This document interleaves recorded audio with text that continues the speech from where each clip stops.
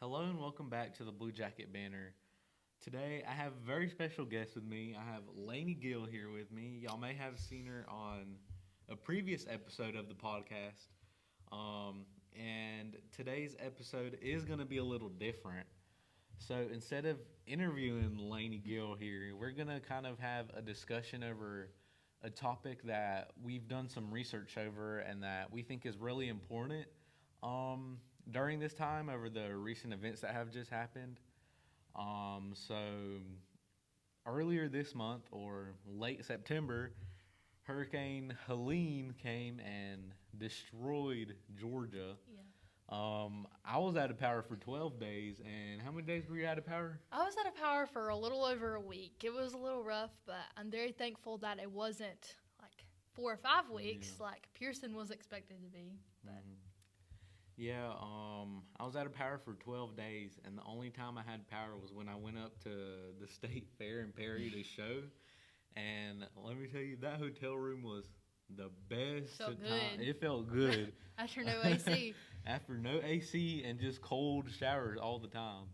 But we did end up getting power, and then we didn't have too bad damage.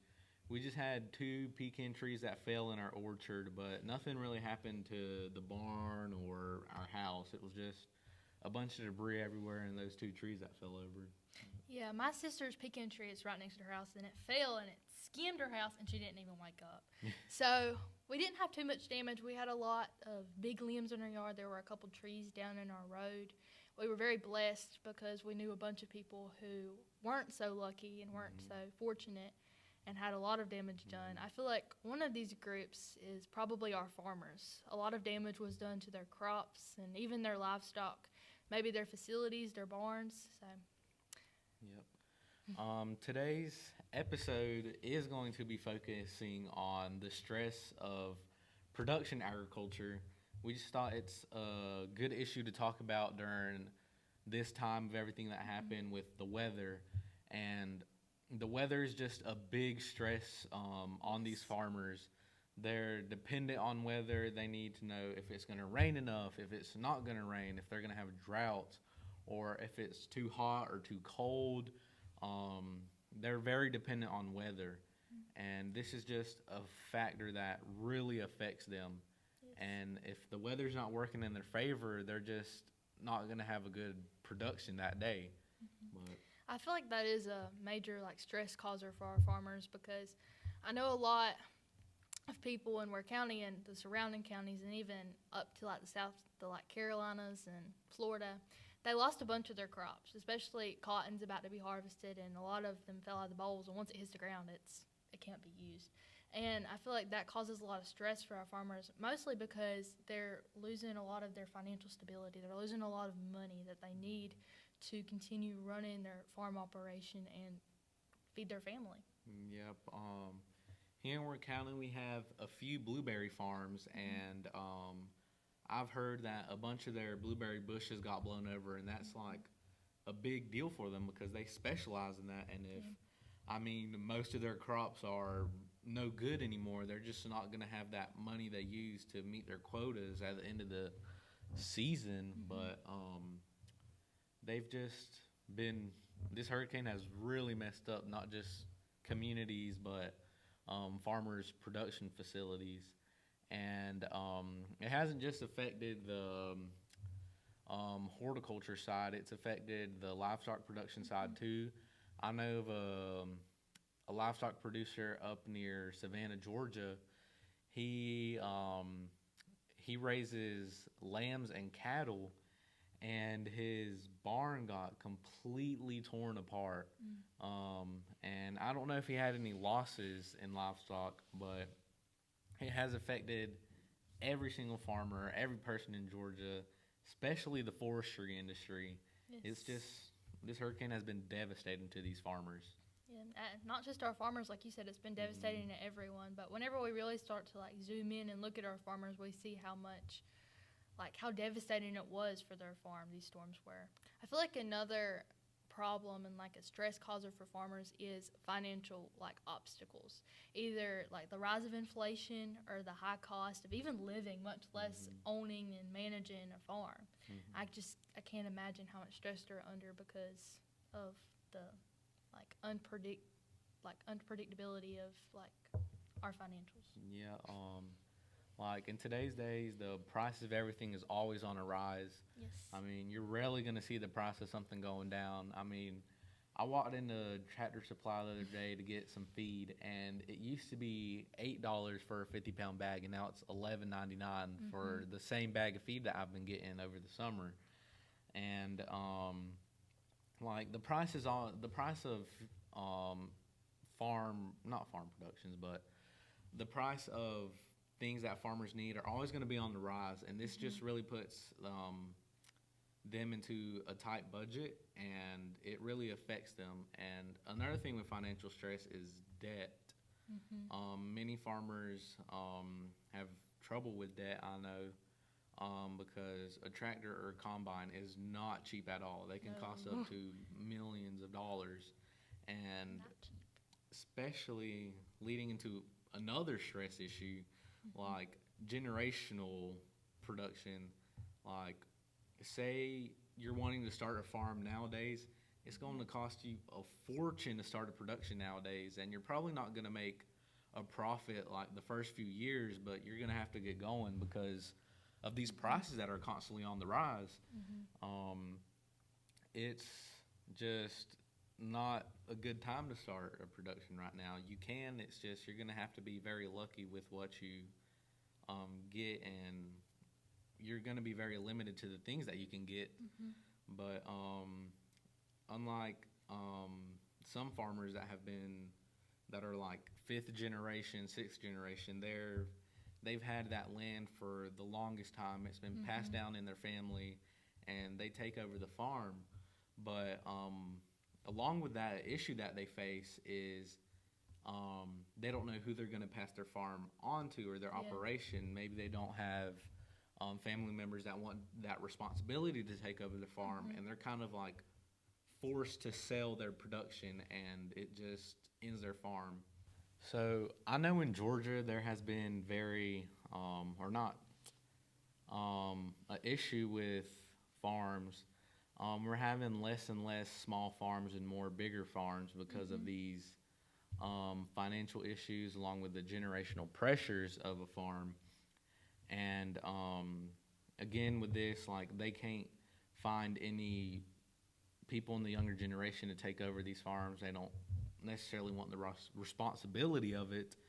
And this, like, it's a big issue because this is ending farm productions when it's the backbone of America, and it's the number one industry in Georgia, so it's very important to our state economy.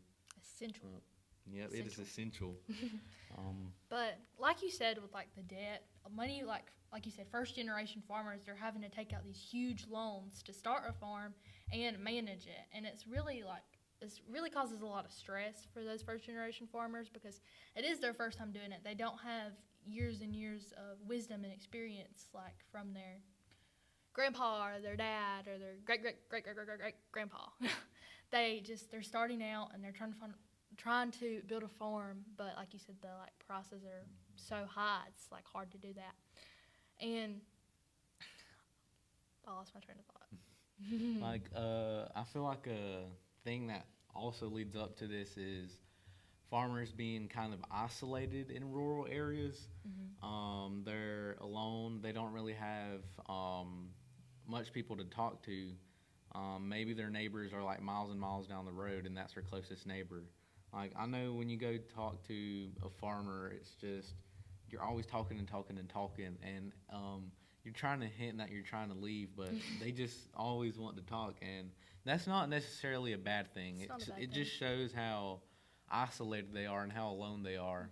And I feel like the reason that they feel isolated is, like you said, because of the rural location of these. They're like miles and miles away from their neighbors. They're miles and miles away from town. And some of them don't have families. They're all by themselves, and it's just them and their work, whether that be livestock or crops. But I feel like another reason that farmers like mental health goes down because of all these like stress related issues, because like the more stress you have, the like worse your mental health is going to get, because you're only focusing on like the things that are going to bring you down. So the worse your mental health is going to get. And I feel like farmers don't really reach out for help for their mental health. They like to think of themselves as being strong. They don't like to be vulnerable in that sense. And I feel like that's because of like the stigma that is associated with getting help, especially in smaller communities. Whether we want to realize that or not, we all have our own opinions and we all have our own judgments. And sometimes I feel like farmers think if they ask for help or if they speak out, they're going to be laughed at or they're not going to be taken seriously, because the farming occupation is seen as one, like you're a hard worker, but you need help too. Like kind of set up to a standard or something. Yeah, it's like a stereotype that you're supposed to just be like hardworking and you can't feel any kind of way and you can't have problems, even though that's not the reality. But I don't know. That's just like a major issue, and I feel like that's why statistically, like farmer mental health has just like dwindled over the years, because they're not asking for help. Yeah, I agree with you on that issue. It's just, I feel like you said, they're kind of just set up to that standard, and they don't feel like they'll get the help they need if they ask for it. But there is a bunch of resources out there, like,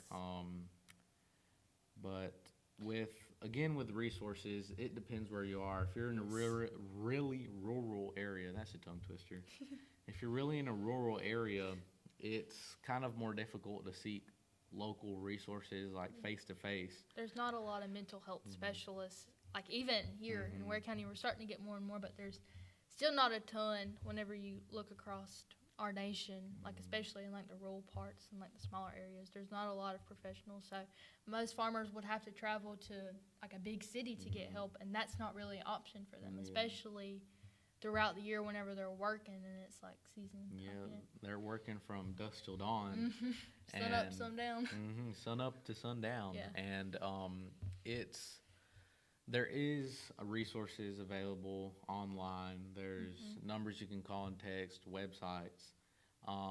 But again, like another issue would be these farmers being in a rural area, and they don't really have the access to that. But with the internet, we have access to everything. The world's on your fingertips. Yeah.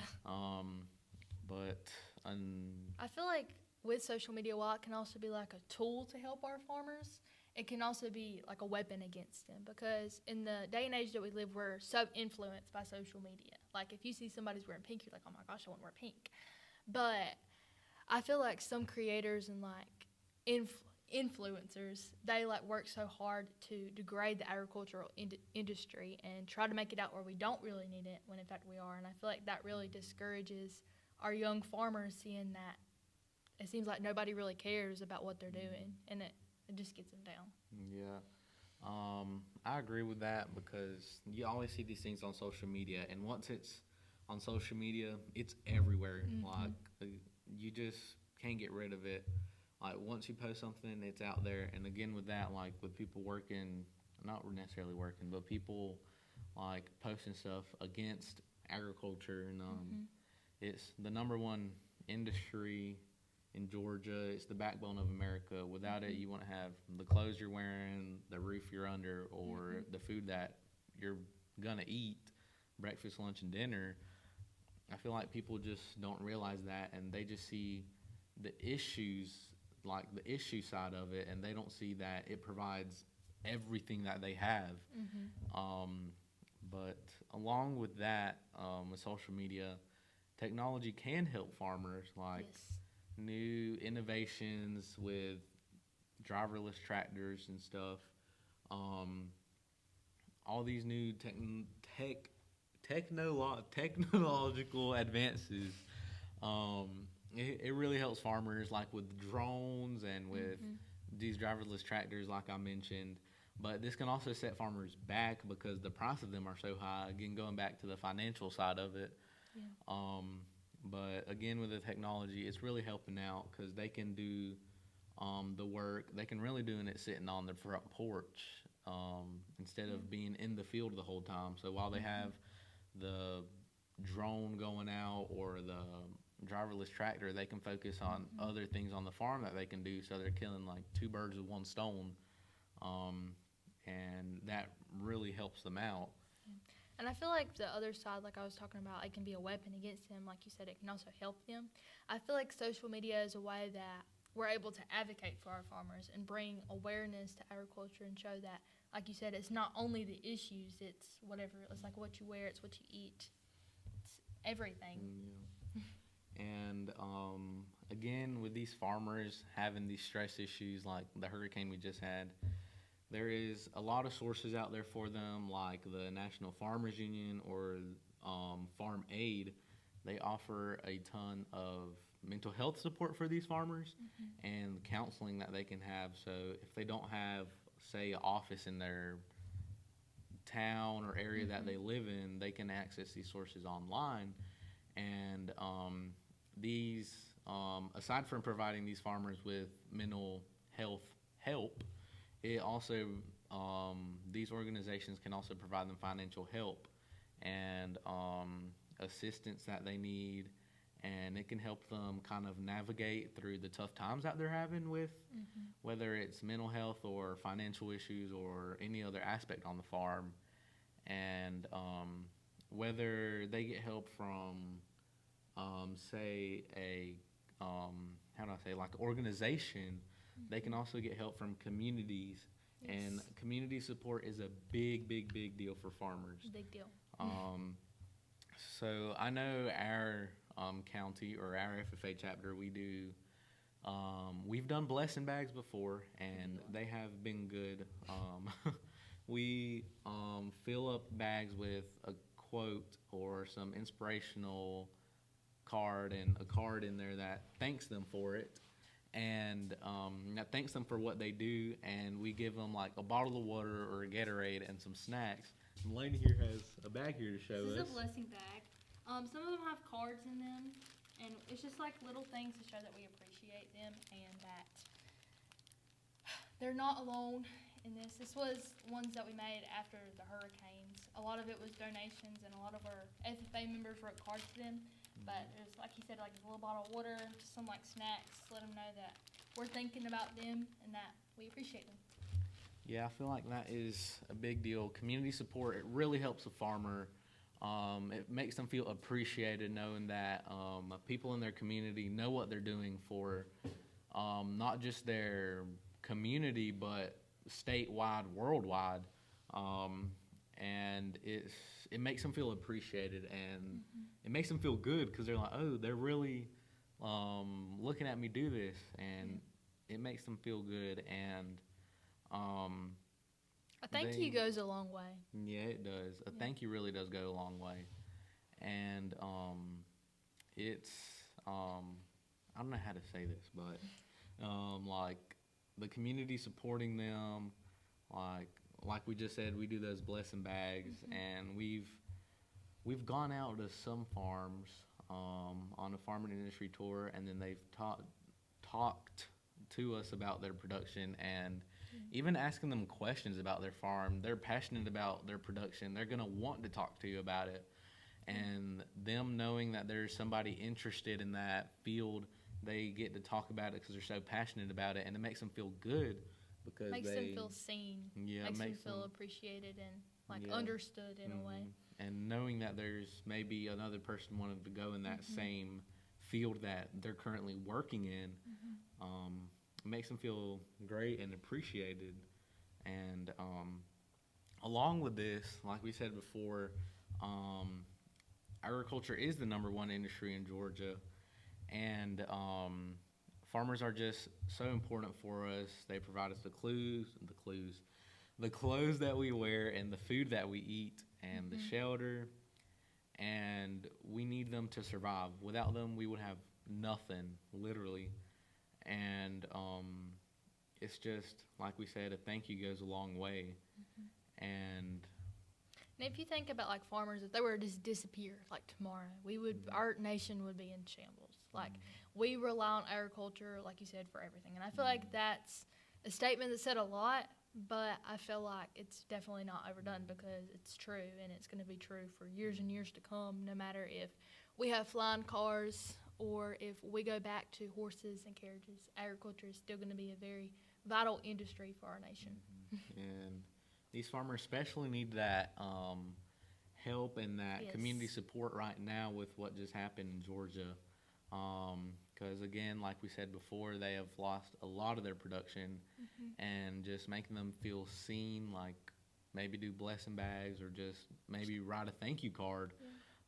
Just calling and talking to them, or Mhm. maybe going out and visiting or helping with some of the storm damages that they've had. I know a couple people in my neighborhood were looking for people to help them pick limbs out of their yards. So just imagine how much help farmers need from our Yeah. community, whether, like you said, that be just words or you actually going out and providing physical help to them.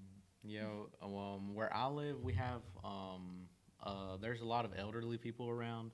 So during the hurricane, when we had no power, we had a generator, and we also had propane, and we hooked up the grill to it, and we made a breakfast for all the elderly people that lived around us.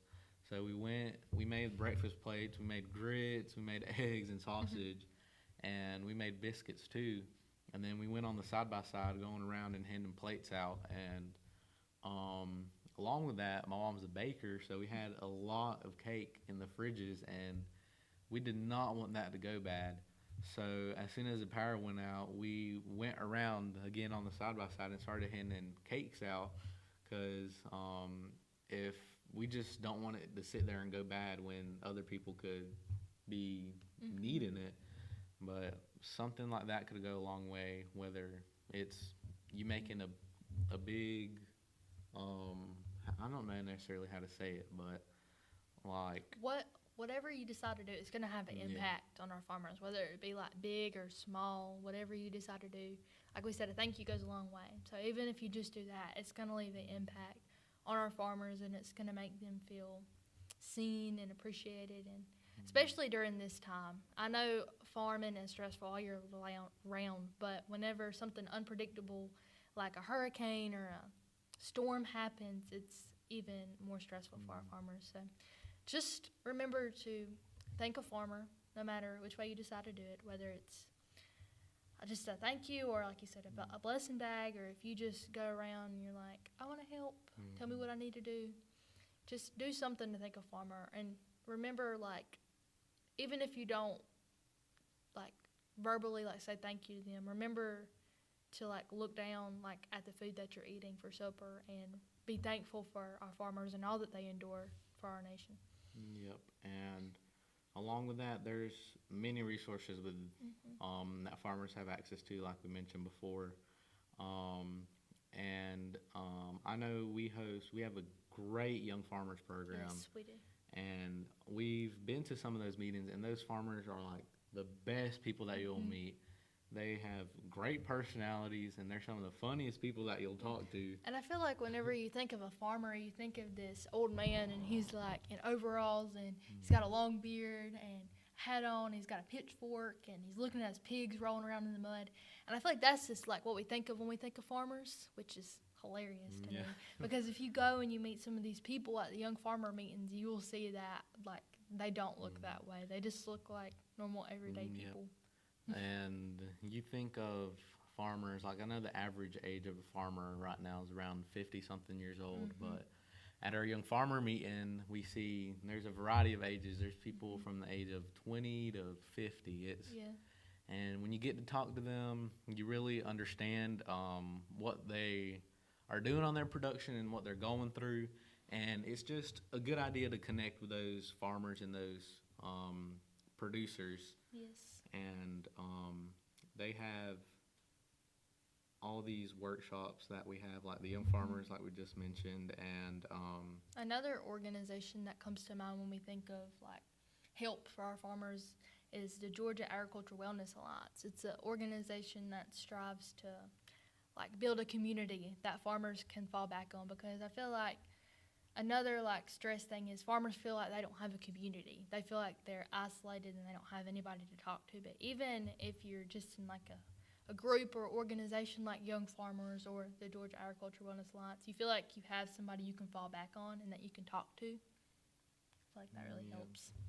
Yeah, I think that does really help too. And these workshops really help them. Like I know our young farmers, they host like monthly meetings, and then they also do some workshops. I know one year they made like Christmas wreaths, and they were doing like a candle and eggs Yeah.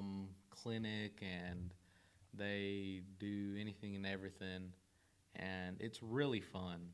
But again, we want to thank y'all for watching, Yes. and we thought this was a very important issue to talk about in today's time, Yes, very and important. we just wanted kind of to raise awareness to this issue because again, all the circumstances and all the things that have been going on so far this month has been really difficult on these farmers Yes. and the communities. And being able to talk about this issue brings more awareness to it, makes you think about when you look down at your dinner plate and you're eating that medium rare steak and it looks really, really good. You just think about that farmer who raised those cattle and you just thank them, because without them, you wouldn't have that T-bone on your that T-bone on your plate. And again, we just want to thank y'all for Yes, watching. thank you. And thank a farmer. Yes. Thank a farmer. Thank and a farmer. Yes, thank a farmer. Yep. We want to thank you for watching and try to thank a farmer. Yes. And thank you for watching or listening. And stay tuned to the next episode of the Blue Jacket Banner. And make sure you follow us on all of our social media. And again, thank you for watching or listening. Bye, guys.